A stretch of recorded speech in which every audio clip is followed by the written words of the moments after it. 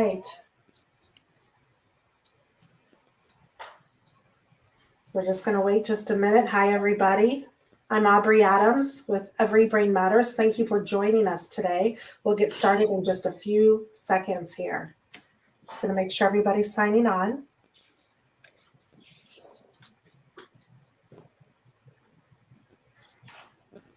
We got Heidi Swan here. Hey, Heidi. We'll get started in just a minute. Thank you for joining us, everybody.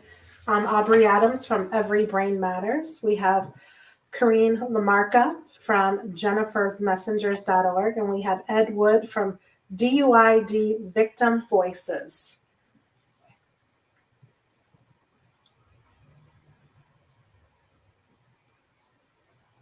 Okay, let's get started.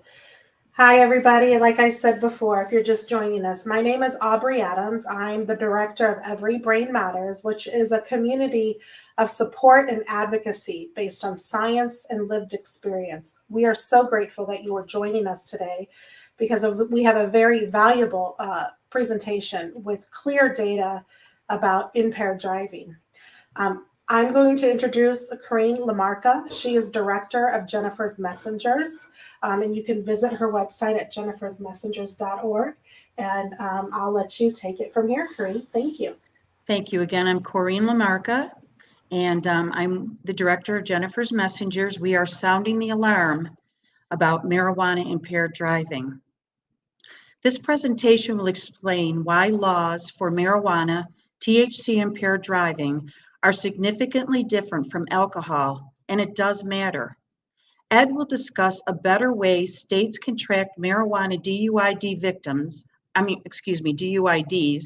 and have enforceable laws to protect our families on our roads. After Ed's retirement as CEO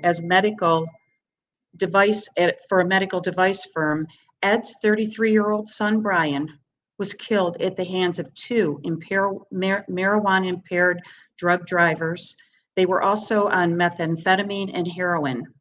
Since then, he has worked with victims, prosecutors, defense attorneys, judges, clinicians, drug recognition experts, law enforcement officers, toxicologists, legislators, state officials, and an international list of researchers and other specialists in his quest to increase knowledge on drugged driving. Ed has shared what he has learned through his website, DUIDVictimsVoices.org, and articles published in scientific journals. In 2017, he wrote a bill that passed the Colorado legislature that requires the state to annually collect and publish information on the causes and judicial consequences of DUI arrests based on laboratory data. It is my pleasure to introduce to you Ed Wood of DUID Victim Voices, leading expert in DUID laws and data and a family advocate. Take it away, Ed. Thank you, Corrine, and Aubrey, thank you very much for setting this up under the auspices of Every Brain Matters. I'm Ed Wood, founder and president of DUID Victim Voices, DUID standing for driving under the influence of drugs. As Corrine pointed out, our son Brian, age 33, was killed by two drivers at the wheel of one vehicle, women impaired by marijuana, methamphetamine, and heroin.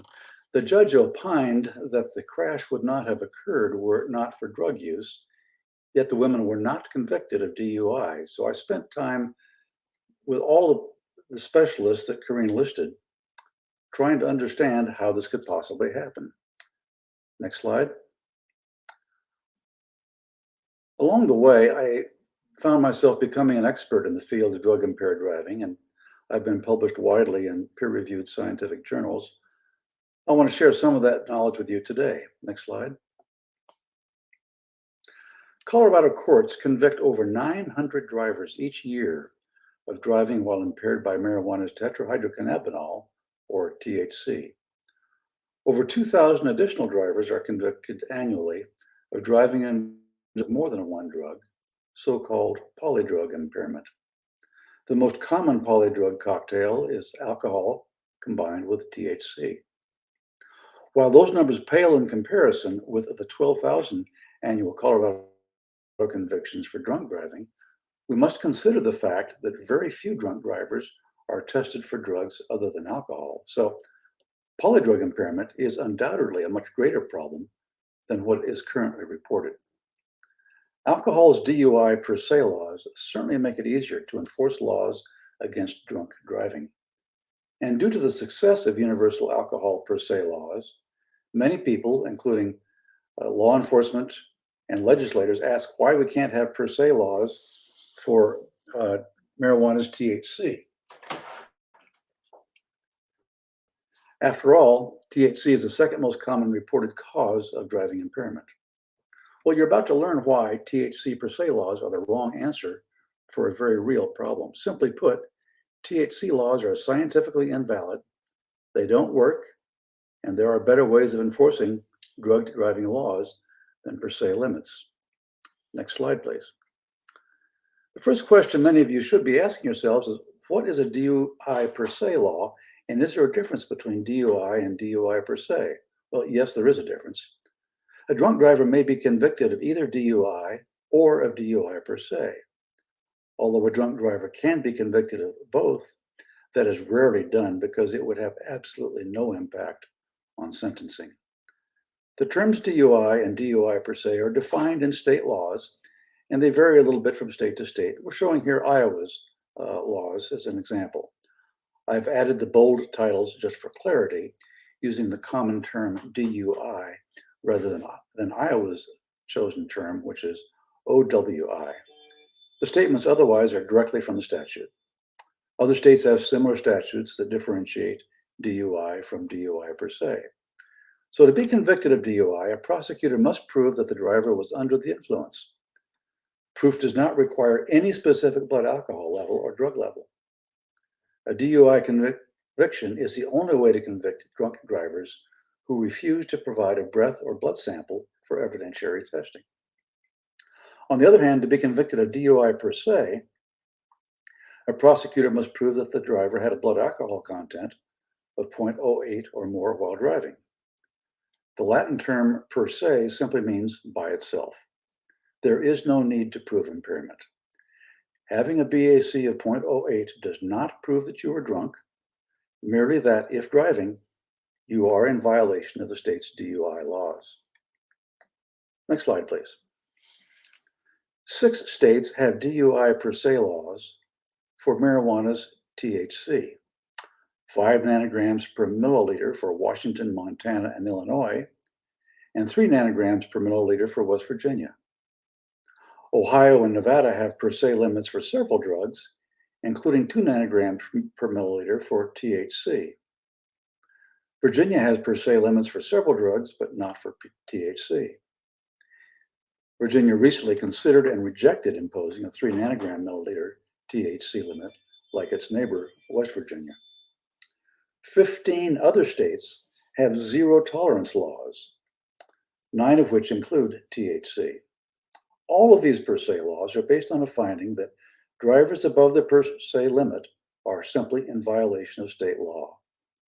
The laws are based on a policy decision rather than upon finding that any measurable level or specified concentration of drugs is impairing. Now, many people use the terms driving under the influence of cannabis or marijuana impairment, but regardless of what state laws claim in some of the states, forensic toxicology laboratories do not measure cannabis or marijuana in blood. They can't. Cannabis is a plant, roots, stems, leaves, and all. Marijuana is that portion of the cannabis plant that users smoke. Neither cannabis nor marijuana gets into a driver's bloodstream. Chemicals get into the bloodstream by smoking, vaping, or eating. One of those impairing chemicals is delta-9 tetrahydrocannabinol, also known as THC. And THC is what laboratories measure. And that's why I refer to THC impairment rather than cannabis impairment that you might hear otherwise. Next slide, please. It's important to understand that THC does not impair a driver's blood, and neither does alcohol. Drugs like alcohol and THC impair a driver's brain, not his blood. Police cannot test for drug levels in drivers' brains, so they test the next best thing. They test blood. This works very well for alcohol. It doesn't work at all for THC. THC is unlike alcohol chemically, biologically, and metabolically. So it would be a surprise if what works well for alcohol also works for THC. And in fact, it doesn't. Here's proof. Next slide, please. First, let's compare drug concentration levels in blood over time since dosing, with alcohol on the left graph and THC in the solid red line on the right. Both graphs show drug concentrations in blood over an 8-hour period since starting either drinking or smoking. As shown on the left graph, alcohol is metabolized in a gradual, straight-line fashion. In contrast, fat-soluble THC is quickly removed from blood by redistribution, not by being metabolized. Redistribution of THC occurs as it is rapidly absorbed from the blood by the brain and other fatty tissues and organs. That happens because fat-soluble THC is not readily soluble in blood. For a driver smoking a joint at the time of arrest or a crash, the blood THC levels might be very high, but it would drop substantially before a blood test could be taken. The maximum THC blood level has been shown to drop an average of 73% within the first 25 minutes after beginning to smoke a joint. Well, it typically takes an hour after a DUI arrest before a blood sample is taken. It takes about 2 hours after a crash resulting in death or a serious bodily injury. Therefore, a toxicology lab result will not necessarily represent what the THC level was at the time of arrest. Even after it can no longer be detected in the blood, THC in the body continues to metabolize, shedding water-soluble inactive metabolite back into the bloodstream. And that's shown in the right-hand graph's dashed red line. It's that inactive metabolite that sloppy reporters refer to when they claim that a trace of marijuana was found in the blood of a driver. The blue line on the graph on the right-hand side shows blood THC levels from consumption of a marijuana edible, and we'll talk more about that later. So knowing a driver's blood alcohol level, we can infer how impaired the driver is. That just cannot be done with THC. Next slide, please.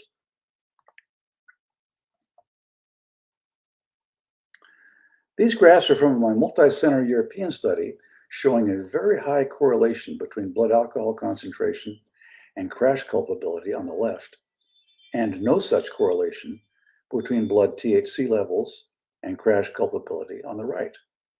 Both results have been replicated in multiple studies, but usually only for alcohol or drugs, not for both.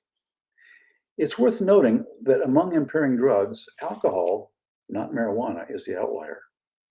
Alcohol is the only drug that has shown a correlation between blood drug levels and levels of impairment. As shown here, a driver can be just as impaired at a low blood THC level as at a high THC level. And this is due in part to the redistribution of THC that we just discussed. The lower level of crashes for THC positive drivers compared with drunk drivers reflects two realities. First, the fact that many THC positive drivers in the above study were likely chronic users who were no longer acutely impaired, yet they still had THC in their blood. And secondly, on average, a stoned driver is less dangerous than a drunk driver. One must realize that although the average stoned driver is less dangerous than the average drunk driver, not all drivers are average. In fact, very few are. Stoned drivers on a high dose of THC are more impaired than a driver on a low dose of alcohol, and vice versa. Drivers in Colorado that are so impaired by THC only that they were convicted of DUI had a crash rate about 10 times that of a sober driver. Next slide, please. The fact that many marijuana users who test positive for THC are no longer acutely impaired is a primary concern with THC per se laws raised by NORML. NORML is a national organization to reform marijuana laws. In practice, NORML's concern has not been a well-documented finding in the US, likely because police must prove probable cause that the driver was impaired before even obtaining a blood sample to test for drugs. To do otherwise is a violation of the Fourth Amendment to the US Constitution. So in effect, to convict a driver in the US under a per se law, there must not only be a high toxicology laboratory result, there must also be evidence of impairment. But the public's concern is the flip side of the fact that there is no correlation between blood THC levels and levels of impairment. The flip side is that impaired drivers who test below a drug per se limit are not convicted. Unlike NORML's concern, the flip side concern is not theoretical. We'll see that on the next slide, please. This is the case of an 8-year-old girl on her way home from second grade in Boulder, Colorado, killed by a 19-year-old college student. The driver admitted consuming marijuana edibles hours before the crash. Unlike smoked marijuana, marijuana consumed in edibles does not create a high blood THC level. We saw that on the graph 3 slides ago. The 1.5 nanograms per milliliter THC found in the driver's blood is about what one would expect of 1 or even more impairing doses of marijuana edibles. The arresting officer in this case was a drug recognition expert instructor who believed that the driver was probably impaired by drugs. Following proper procedure, he turned the driver over to another DRE who ran a complete 12-point evaluation. She found that the driver was incapable of safe driving, likely due to THC. In spite of that, and due to Colorado's 5 nanogram per milliliter permissible infants law, the charges for vehicular homicide due to DUI were dropped. Instead, the driver was convicted and sentenced to a mere 60 days for careless driving, resulting in the death of an 8-year-old girl. He was sentenced to an additional 90 days for using a fake ID to purchase his marijuana. Next slide. Oh, one more thing. You should realize that when a driver has been taking multiple drugs simultaneously, the effects of those drugs are additive and may even be synergistic. Data from Colorado show that over 2/3 of the drivers arrested for DUI who are THC positive are also positive for other impairing drugs. For those arrested for DUI, polydrug impairment is far more common than impairment by THC alone. But what that means for us is that even if we could establish a valid drug impairment per se level for drugs, a polydrug driver who tests below each drug's per se limit could still be impaired, but could not be convicted under per se laws. Next slide, please. Now let's take a look at data showing that THC legal limits just don't work as lawmakers expected. Colorado passed a THC 5 nanogram per milliliter permissible infants law in 2013. More about what that means in just a moment. The law was passed to improve conviction rates for DUI caused by THC.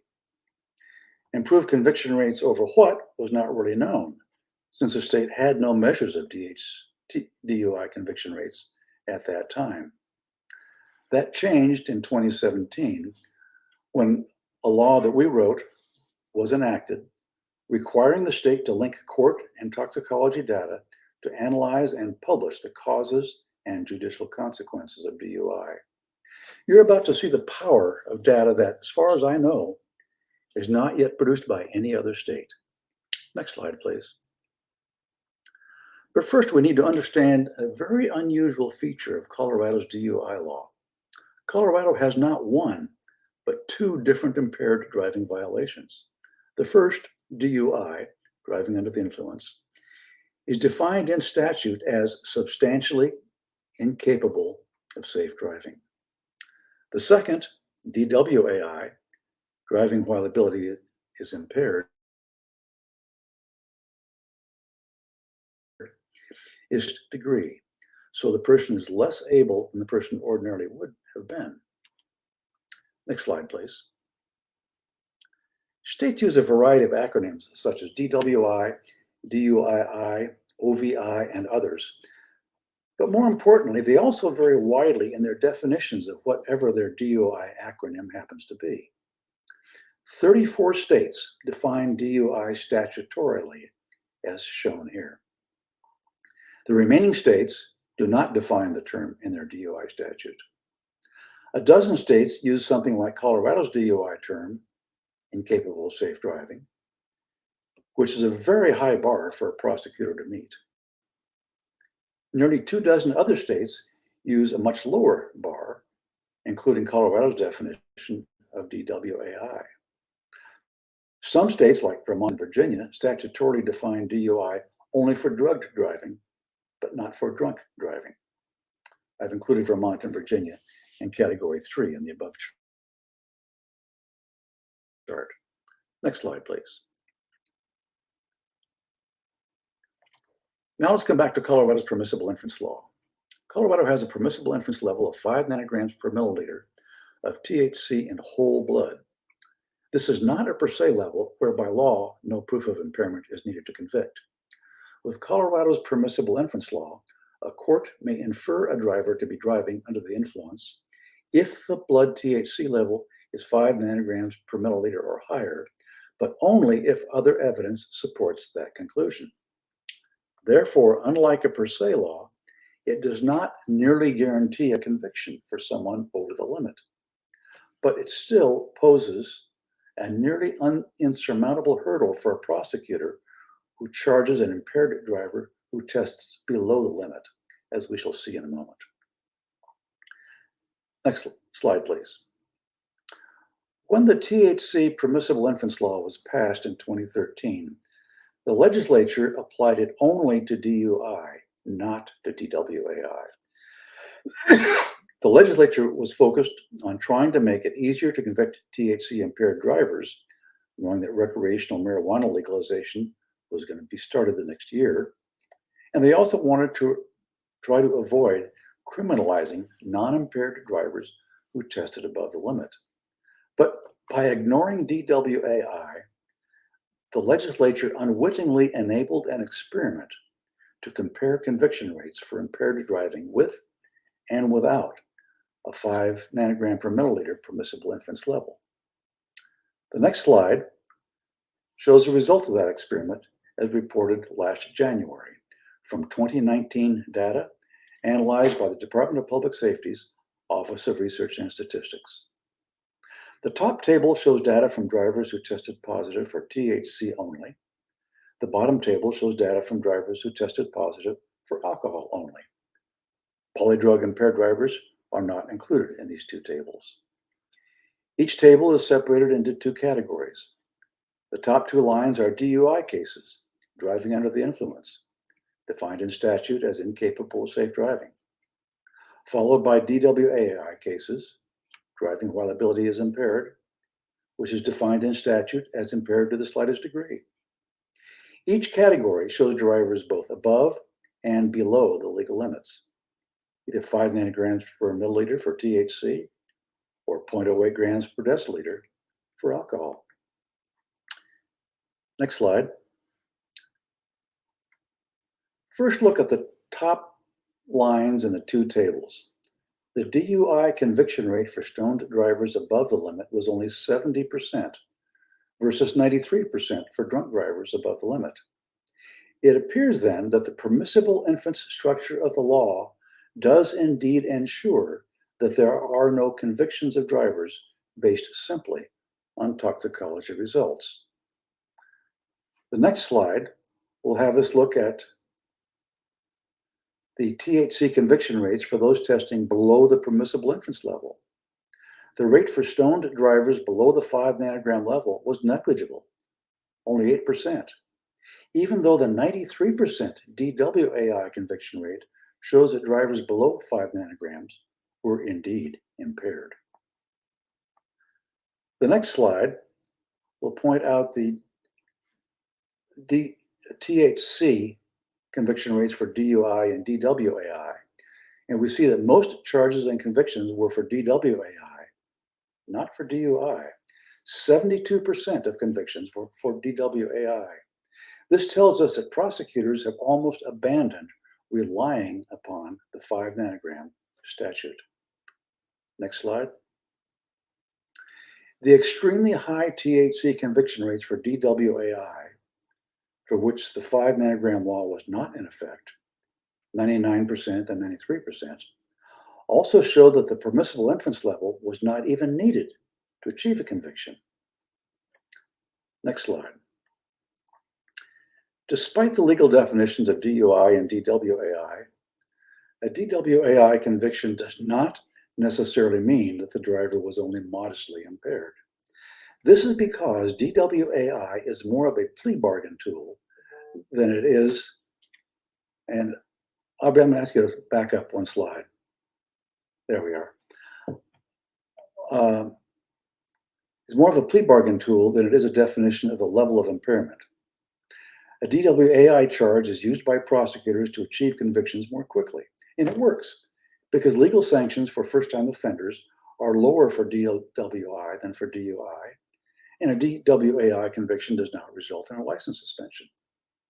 We can see the effect of this most convincingly in the alcohol conviction rate table, and we see that nearly half of all alcohol convictions were for DWAI, not for DUI, including 45% of drivers testing at or above the DUI per se limit of 0.08. Those 45% of drivers would have been convicted of the more serious crime of DUI per se had it not been for plea bargains. Now the next slide. So our conclusions are that Colorado's 5 nanogram per milliliter THC permissible influence law is scientifically invalid. It does not work as intended. It prevents convictions of some impaired drivers. It has been shown to be unnecessary to achieve convictions and has been largely abandoned by prosecutors. And that's why I claim the law just doesn't work. The fact that a 5 nanogram law is shown to be not necessary to achieve convictions, plus the observation that a THC 5 nanogram law is irrelevant in the more numerous polydrug impairment cases, is why I claim that the 5 nanogram law's lack of performance probably really does not matter in Colorado, since that state's law does not apply to DWAI. Next slide, please. Here's what other states should learn from Colorado's experiment. First, using a permissible inference structure seems to be effective in avoiding convictions of non-impaired drivers. Remember, we had only a 70% conviction rate for drivers above the limit compared with 93% for drunk drivers above the limit. Second, drivers below 5 nanograms can be impaired at very high rates, as shown by a 93% DWAI conviction rate for drivers below 5 nanograms. Yet they would likely not be convicted at all if they were covered by a 5 nanogram law, as shown by the mere 8% DUI conviction rate for those drivers. And third, it is likely that the definition of DUI may affect the ability to convict drug drivers. The data are not conclusive here, since DWAI in Colorado is used so frequently for plea bargains rather than to differentiate the degree of impairment. So where do we go from here based upon this information? Next slide, please. First of all, I would suggest that states get their own data. Determine what the state's drug driving problem is and what it is not. What are the comparable conviction rates for alcohol impairment, THC impairment, and polydrug impairment? Second, ensure that definitions of impaired driving do not rely on proving that the driver is incapable of safe driving. That's a very, very high bar. Use a lower impairment definition that most states use. Third, if THC impairment convictions remain unacceptably low after ensuring a proper DUI definition, then states should consider a permissible inference law that finds a driver guilty if any level of an impairing substance other than alcohol is found in blood or oral fluid. Since alcohol's per se limit has proven itself as a successful law enforcement tool for over half a century, it should not be included in a proposed permissible inference law. Do not make the mistake of limiting permissible inference to just THC. It should apply to all drugs other than alcohol, and also avoid setting a limit above 0. Next slide, please. So I hope you now understand why we say that THC per se laws are scientifically invalid, they don't work, and there's a better way. Next slide. You can learn a great deal more about this subject at these two websites, everybrainmatters.org and DUIDVictimVoices.org. And final slide, we also invite you to sign up for newsletters from Every Brain Matters. Simply click on this QR code with your smartphone, sign up, and join us in the efforts to save our society. I thank you for your interest in this issue, and I would very much welcome any questions that you may have. And let's see if there are any comments.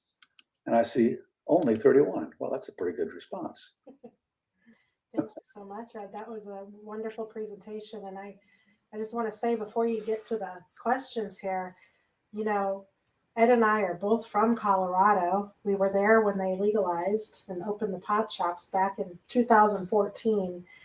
Here we are, 2023, and the laws still are not corrected and the data is still not being collected correctly. It's shocking, but it's not shocking. So it just floors me. So I thank Ed for giving us this information and providing us the truth on the science and solutions, how we can move forward. So thank you for that, Ed. Do you see any questions that you would like to answer? Well, let's see a comment here I would like to respond to. And this is one from Joe Dokes, who noted that roadside testing devices for law enforcement officers are coming online. And he referenced one from Hound Labs that is developing a technology to measure THC in exhaled breath, like an alcohol breathalyzer. Oh, wow. That has not been used commercially at this point, and there have been some questions on how useful it is to do that from breath. But we do know that we can do roadside testing using oral fluids, and that is being used routinely in some states. Remember that those devices will tell the officer at the roadside if the person has any presence of a group of impairing substances in their breath or oral fluid. But that is not admissible in a court of law to prove impairment. Mm. The same is true, by the way. You need to realize this. The same is true with breathalyzers. When a policeman has you blow into a breathalyzer at the roadside, that can be used as proof that the person has probable cause to get an evidentiary test. But that breathalyzer test result cannot be used in court to prove the driver was impaired or that the driver had alcohol greater than 0.08. That requires an evidentiary test. And the same would be true for either the Hound Labs test or the oral fluids testing. So just a caution to know what we can expect of these new technologies as they come on. Ed, is Colorado using the oral fluids test? Is this called the mouth swab test? Colorado did a test on it, and as the state sometimes does, they did a particularly inept job in evaluating it. The person that was leading the test told me after 1 year of doing the test improperly, he said, we found that it's like trying to compare apples with bowling balls. There's just no comparison. It wasn't working. The people that were trying to help the state run the test found that the state was not willing to accept any advice from the experts that had actually done this before. So no, Colorado does not use it. Alabama is probably the most state with the most widespread use of it. And here's another comment from Joe Dokes. So toxic test for multiple drugs. That's the oral fluid testing I was describing. And that is, it is very helpful for officers to know whether they should take special precautions in collecting additional data to prove that the driver was impaired. But it does not prove the driver was impaired. So Joe's exactly correct on that. Can the DUI be pleaded or reduced to DWAI? Yes, it can, and that's why it is used so commonly as a plea bargain tool.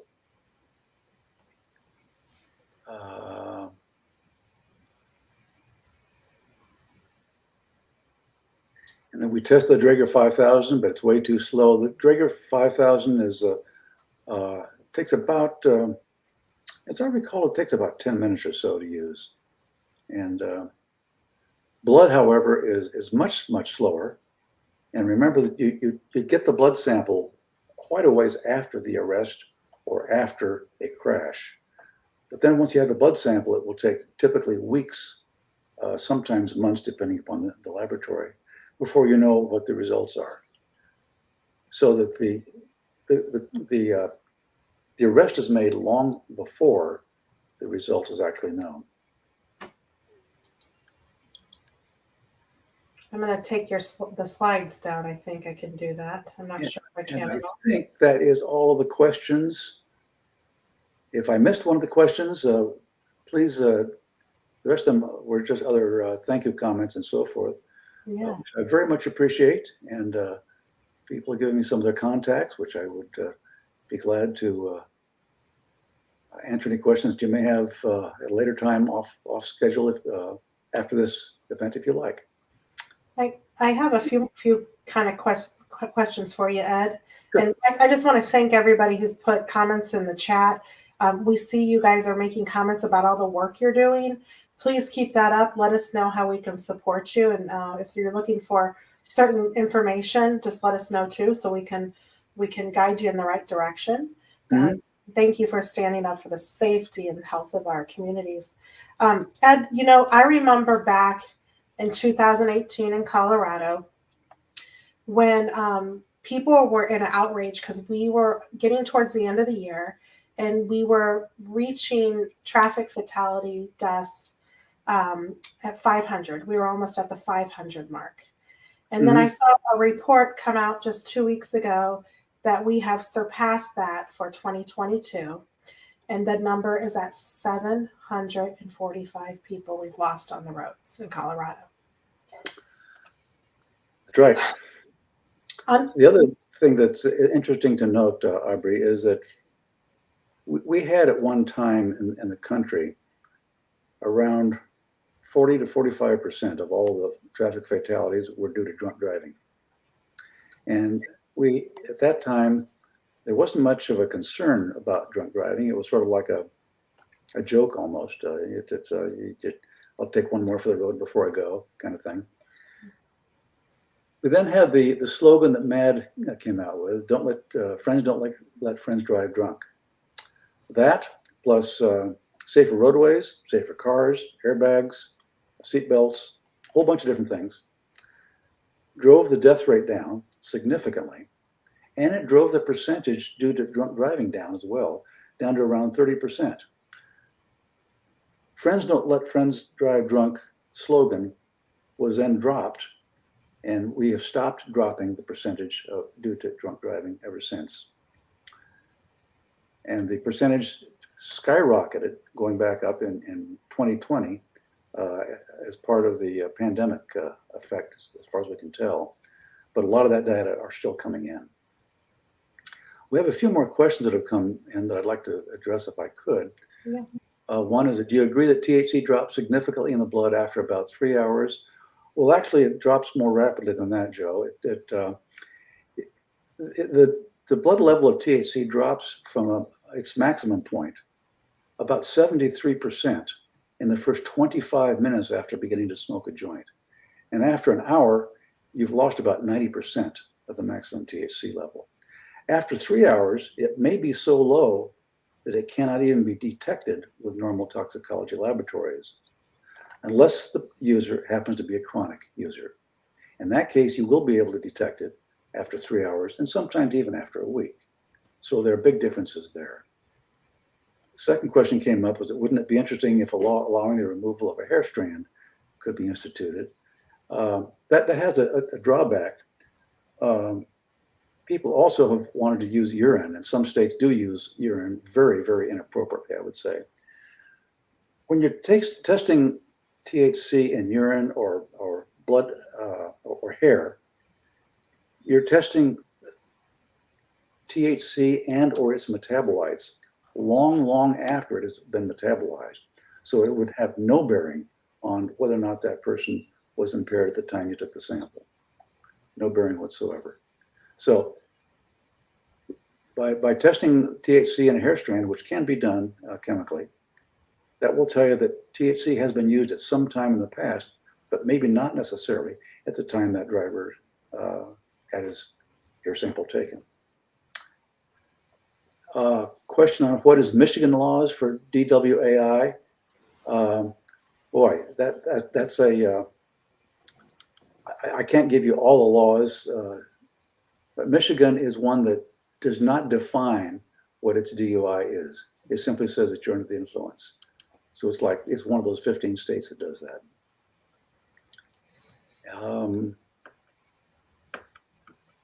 Can you please tell me where I can find the bill to read?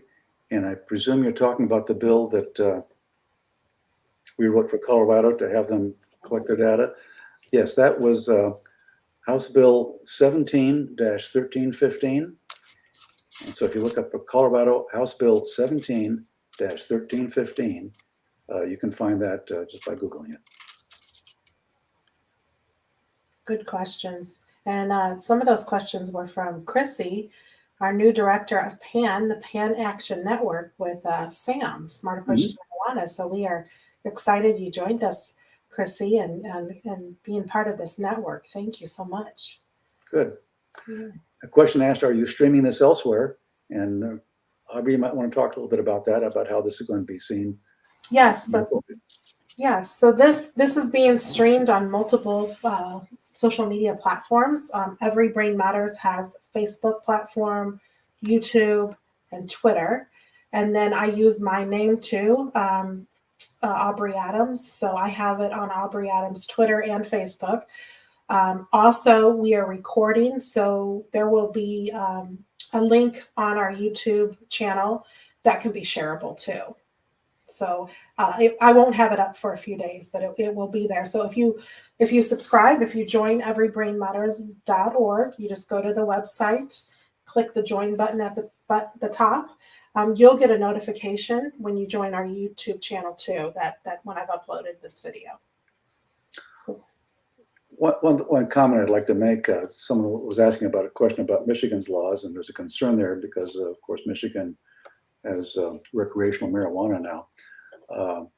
One of the activists in Michigan was so upset when his parents were killed by a marijuana impaired driver that he led the effort to get oral fluid devices being allowed by drug recognition experts in the state of Michigan, and that's been very helpful there.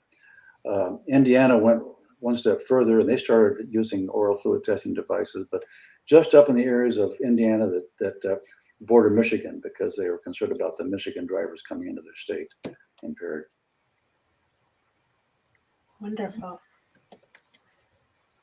Okay.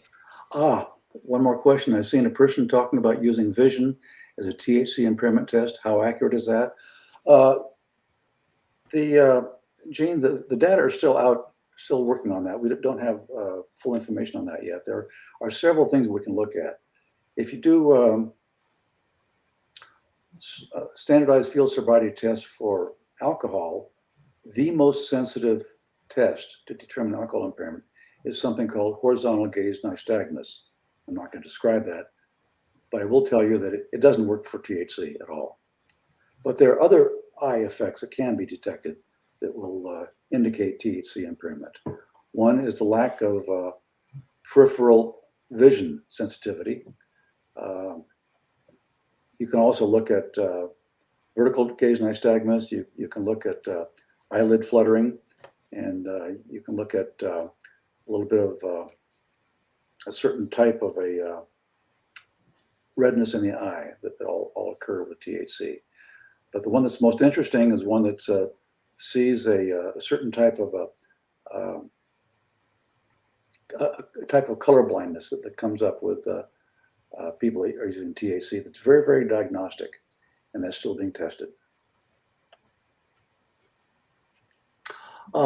Then the convergence test was the other one. Lack of convergence test is an eye test, and that's one where you bring a finger and bring it closer towards a person's eye, and you should get cross-eyed as the finger gets closer and closer. And most people will do that until eventually both eyes go straight again. Unless you're on THC. Then as they say, one eye goes fishing, the other goes hunting. And it's the weirdest thing. You see where one eye goes straight and the other one looks over here. You say, wow. How can you do that? Wow. It only happens to people that are on THC. Wow, I didn't know that. So. There's one more question. Do you see it from Catherine? Hi, Catherine. Yes. Mention that THC lowers after 25 minutes, but the user is still high and impaired. Yes, that's absolutely true. The impairment will last depending upon how much you've taken and depending upon your use history. For a novice user or somebody that's an occasional user, the total impairment is going to be gone after about 4 hours. That's the acute impairment phase. 4 or 5 hours, something like that. If it's an edible, no, it'll be more like about 10 to 12 hours. But if it's smoked, it'll be about 4 to 5 hours. If you are a chronic user, or you're using every single day, you'll go through the acute impairment phase, and that will typically last about 3 hours. After that time, you're no longer acutely impaired. But unlike the naive user, chronic users never go back to their unimpaired baseline status. They go down to a chronic impairment state that is not as good as an unimpaired driver, but not as bad as somebody that is acutely impaired. We have no data that tell us that somebody who is chronically impaired as being a chronic user, that they are as dangerous as somebody who is acutely impaired. We still don't have the data on that, but we do know that they don't drive as safely. That's been shown in the laboratory. It's so interesting too. Heidi Swan, who's watching us now. So hi, Heidi, the fabulous Heidi Swan. Her and I have been working on some video for education purposes. And when you consume a THC edible, 100% of the THC that's in that edible is going to go into your system. But if you're smoking marijuana, only about 25% of it goes into the system, and the rest is lost with the side stream smoke. So obviously, if you're doing edibles, the impairment's going to be higher, is what I assume. Is that correct, Ed? Mm-hmm. That's right. Okay. That's right. Yeah, the question was asked, are any of the marijuana rapid tests showing promise? There is some promise coming out of this one device. It's an eye test. A research organization is developing something called IMAD that's out of Boston. That's looking quite interesting. Colorado is now testing a device that was richly designed for use in testing cognitive impairment, specifically for Alzheimer's patients. People have done this similar type of assessments of THC impairment for tests that were richly designed to determine if somebody has been too impaired because of old age. And these cognitive impairment tools are interesting, but they have a very wide output. So what they're really useful for is that once you have a baseline for an individual, you know what that level their responses should be to the test questions, then test them again after THC, and if there's a difference, you can say, and the person must be impaired.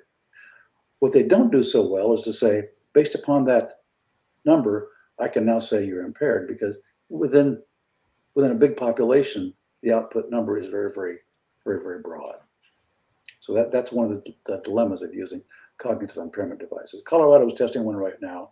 They used $700,000 to fund a test for that purpose. And Gene Cole says he was speaking about the IMAD test. So that is that's one that I'm looking forward to seeing the results of, but it takes a lot of time. It takes a lot of money to do the testing. And I noticed Joe Dokes put a lot of great links and made a lot of great comments in the chat too. So check those out, everybody. Thank you, Joe. And Heidi is saying that edibles have behavioral effects that are 5.7 times stronger than smoked marijuana. Heidi, I'm going to look at that article. I have not seen that before. Thank you for that. And Ed, too, I was wondering, since the edibles are more THC is impairing, what about the THC-induced psychosis? How does that fit into this equation with the impairment? Because that just adds a whole nother level to this and impaired driving. Yeah. It does. And I think that raises an interesting point, Aubrey, that I mentioned that it's important to realize that if you have just a little bit if you have a single drink, you're not going to get drunk typically. If you have 4 or 5, chances are you're going to be pretty badly impaired. And if you have a bottle of bourbon, you could die from that. So it is dose dependent. Same thing's true with THC, heroin, methamphetamine, any drug you can imagine. These are all dose dependent. And we have data to prove that THC's effects are indeed dose dependent. That's why I said somebody on a high dose of THC can be more impaired than someone on a low dose of alcohol. And we have the data to prove that. So what you're talking about is a very extreme case of somebody that's taken so much of the THC that they have become psychotic. And certainly they're going to be badly impaired. Yeah.